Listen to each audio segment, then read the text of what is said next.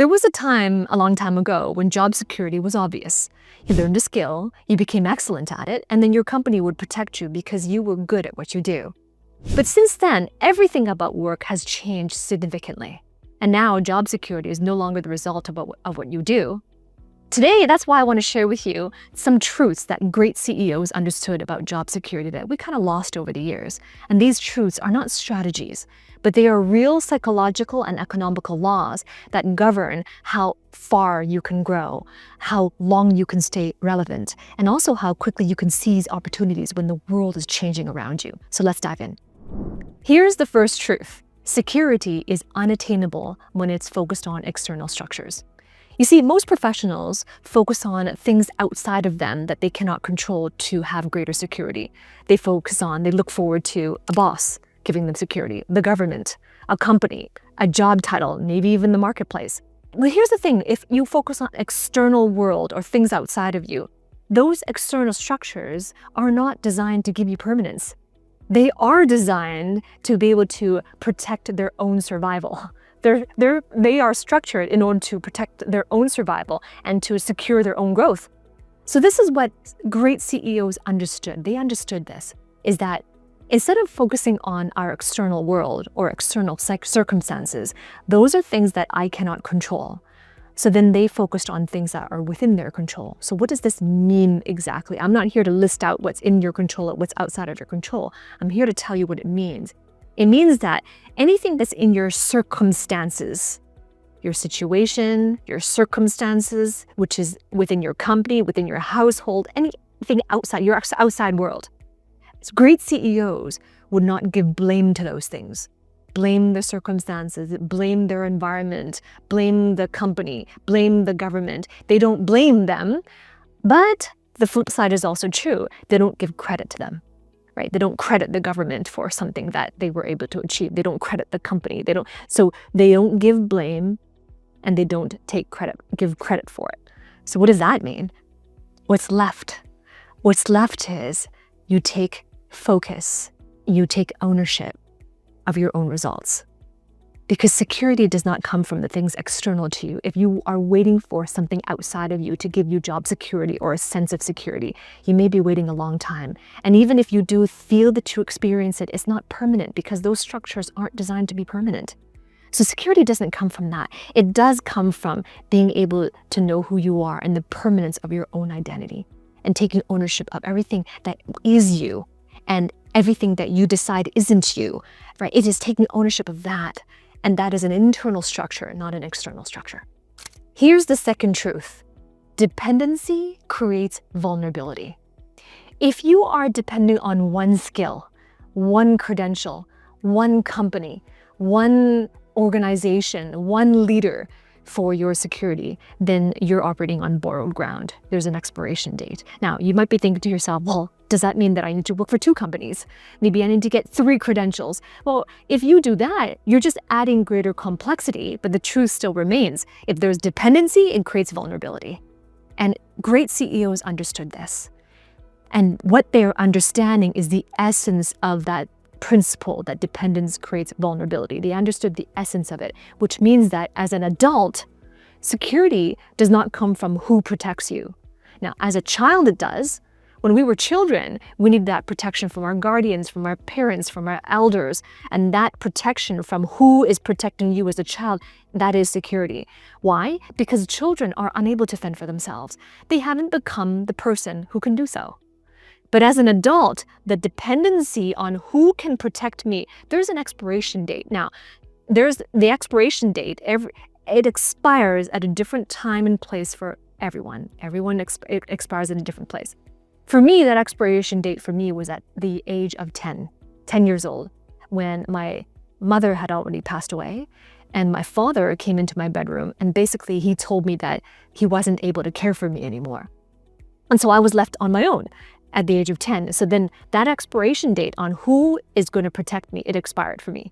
Right. For you, it's a different time for everybody, but there is going to be a time where security is not going to be who protects you. Now, great CEOs understood this. So what they did instead was they focused more on self-sufficiency, way before they start building success into their life. And they build self-sufficiency through things like relational intelligence, through things like adaptability, building their resilience, through things like their thinking, their ability to think through things, and through things like shaping their perspectives, all of these things that lend to greater self-sufficiency. And I'm not saying that because at the end of the day you can't rely on anybody. That's not why. But it is because you're taking ownership of the fact that I'm not going to wait for someone to protect me, but instead I'm going to be self-sufficient so that I become one who can provide security. I can become one who is secure. That's the point. Dependency creates vulnerability. As long as there's an area in your life where you are depending on something outside of you whose external structures is designed to promote their own survival, not yours. They're not structured to provide any permanence for you. But as long as you're dependent on something of that nature with that architect outside of you, then you actually feel it. You feel vulnerable. There's a constant fear in the background. There's a constant worry, a what if. Like you feel that in your intuition. That's an intuitive response to letting you know that there is an unhealthy dependency somewhere that is creating that vulnerability. So understand this for yourself. Understand what areas are you vulnerable and how are you going to turn that vulnerability into the strength of self-sufficiency. Security is who you will become in any landscape, that you become someone who can produce a higher amount of value for the people that you work for and the people that you work with. And if this is the goal that is really meaningful to you, and this is the outcome you want to desire to create in your professional life, then I invite you to work with me. Below this video, the first link will lead you to a booking page to speak to one of my trusted career advisors. And on this conversation, we'll just explore where are you at right now, what challenges are you having, and where do you want to go? Explore your goals and be really transparent in this conversation. Because if it is the right fit, and if you desire to work with me and my coaching team, then we will invite you into my mentorship program. And this is where every week you will have guidance from me, my coaching team, and I do some high-level trainings as well to help you to become the person who can create value in any landscape. So click the link below, send your application in, and I look forward to working with you on the inside. Truth number 3, preserving your external environment creates instability. You see, security comes from transforming your internal economics. In nature, this is apparent as well. In nature, your security is not produced through perfect conditions. Instead, that type of resilience is created through stressors. If you think about it, your muscles are broken down constantly so that they can rebuild. Your neural processes, your neurons, are constantly rewiring due to challenges. Even in nature, trees are currently weathered by winds and storms so that their roots can grow thicker and stronger. And that's because resilience, all across the board, and evidence is all around us in nature, resilience is built through how we handle stressors, not the absence of stressors. And you see, in real life, our mind works the same way. If you desire to build greater security, it is about understanding that there's always going to be breaking and rebuilding. You break something down so that you could rebuild it into something stronger and better. And that breaking and building is really metabolism. It is anabolism and catabolism. And that is breaking and building. Anabolism, catabolism. Catabolism is breaking down, anabolism is building up. So if you are not metabolizing your stressors in the right way, and you're trying to avoid the breakdowns, trying to avoid the setbacks, trying to avoid what you call negative outcomes or negative things coming your way, then you're not open to stressors and challenges. You're trying to avoid them. Then you're missing out on important opportunities to build resilience. And this is what great CEOs understood, because they knew that external circumstances aren't there to build security because you can't depend on it. It creates vulnerability. So the only thing that we can do is become self-sufficient. I talked about that earlier, and also to build our own inner resilience. And the only way to do that is to understand how to manage stress, which is inevitable, challenges, which are unavoidable, but not that to avoid them, but who we can become as a result of them. And that's what CEOs truly understood. They metabolize certainty the same way biological systems metabolize stress. They looked at their internals, their internal environment to build resilience. And they, for example, they broke down their outdated thoughts so that they can build stronger ones. They broke down their outdated perspective and their outdated worldviews so that they can build from a source of truth.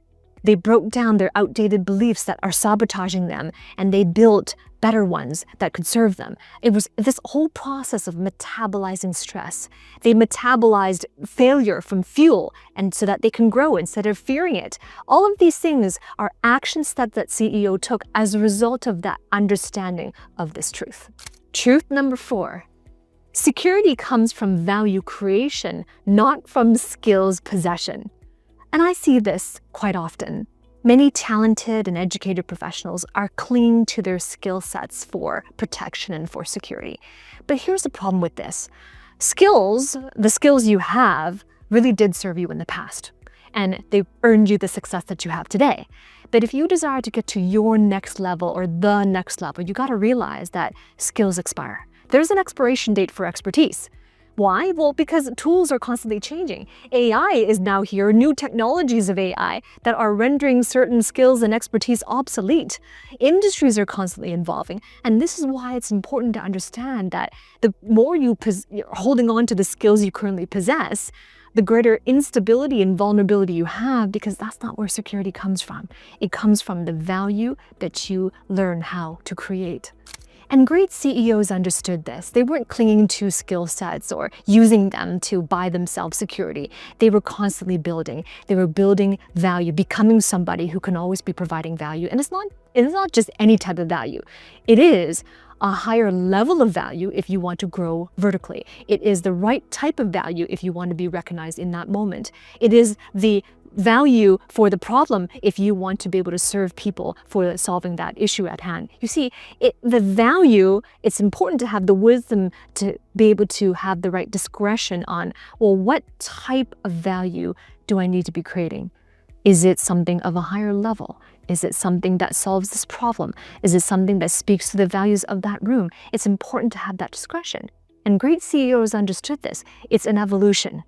There's no cookie to fit her solution.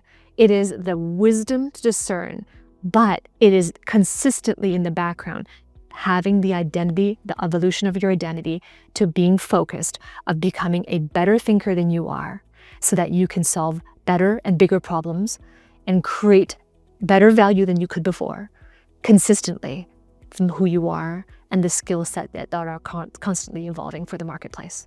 And while other people are clinging to what they already know, CEOs build from the ability to learn what they would need next. So their security came from understanding the economics of impact. And that's important because sometimes tasks can be replaced. As new technology and technologies evolve, tasks can be replaced, but what cannot be replaced is a genuine source of value. And truth number 5, security comes from being able to expand your field of influence.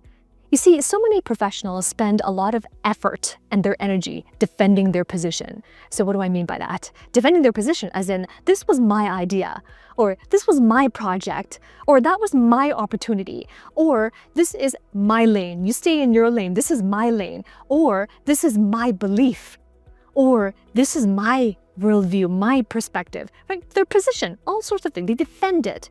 And those who cling onto their position, what's happening is that they're shrinking their influence, because you can't have both at once. You can't be a defender of your position and also one who influences external to you. And great CEOs understood this. They didn't secure their role. They didn't find security by holding onto their role. They secured their future by becoming more valuable beyond their role, beyond their job description. And how did they do that? It was for everything that I mentioned before, all of those preparation steps that include their identity and the way they think, their mindset, and their metabolizing their stress to build resilience, all of those things. That's how they became more valuable beyond their role, and that's how you secured your future. And when you secured your future this way, you are expanding your influence. I get it. You might be listening to this and you might be thinking, well, I think that's very difficult, and you might hesitate with it because maybe you've had some upbringing where humility was really important, and maybe you've been traumatized by witnessing one of your co-workers achieving it through manipulation or through really tricky things, and you don't want to be that person, and it just feels very yucky to you. Well, if you've had those experiences, I want to share something with you. is that was one experience, and that's one way to do it, right? You can manipulate, you can make bold promises and big promises and not uphold to it. You can be talking the talk, but you can't walk the walk, and you can let go of your humility to speak and just be loud and rambunctious. Sure, those are ways you can expand your influence, but you know what? Those aren't the only ways. And those are definitely not the ways that I teach on expanding your influence. So if your relationship with building influence is a negative one because of trauma you had in the past, or because of conflict you had with a coworker who did those things that you don't agree with in terms of your integrity, then it's time to really look at that. Is that the only source of truth? Is that the source of truth? Or is there another way? Is there an ethical way? Is there a way that can be aligned with you, your authentic self? Oh, yes, there is.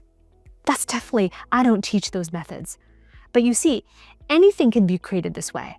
You can create great financial wealth in a way that lacks integrity, or in a way that has integrity. You can build family in a way that lacks integrity, or in a way that has integrity. And the same thing is true with influence. You can build it with a lack of integrity, or you can build it with your integrity intact. You get to choose. The great CEOs understood the truth about job security that we forgot over the years.